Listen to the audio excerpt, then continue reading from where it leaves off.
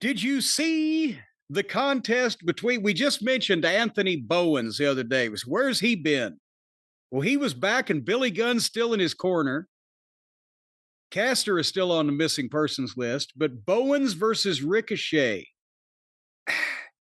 I could have gone for this if they put Bowens over. But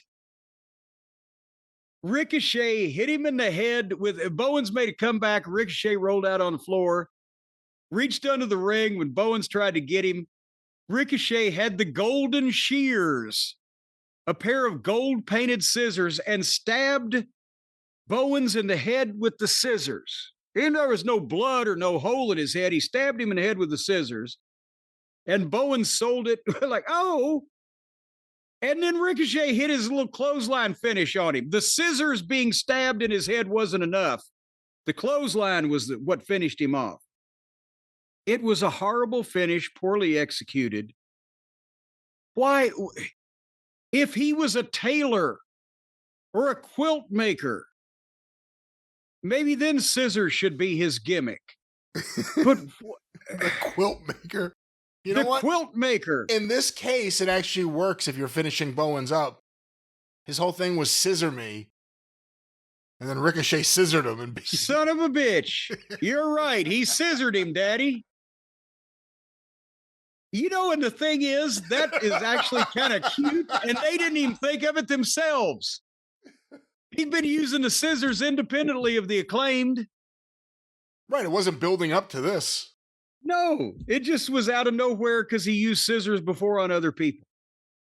And then Ricochet leaves the ring, but Mark Briscoe comes out wheeling a gurney. They're going to have a stretcher match, Brian, between Mark Briscoe and Ricochet. And again, do you know the reason why that they decided to book a stretcher match between Ricochet and Mark Briscoe?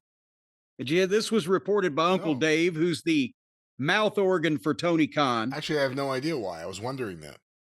Because the first time that Tony Khan's father, when he was a little kid, little teeny tiny baby, took him to see wrestling outside of Illinois, where they lived, it was the ECW arena, and Sabu was at a stretcher match.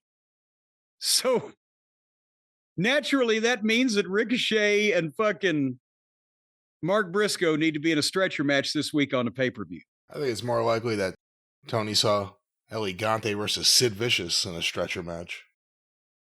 Well, I have a feeling that no one left on a stretcher. Where Sid lost without losing on a stretcher.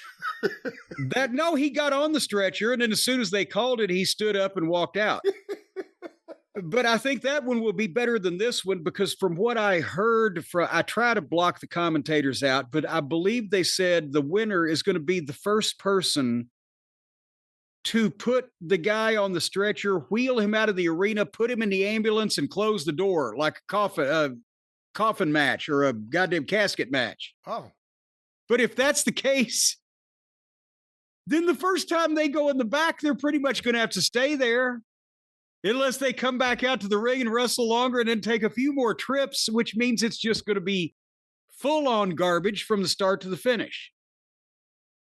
So that's which they've already got a full-on start-to-finish garbage match in the multiple-man arena assholes match. And then, so yeah, this is going to be really bad.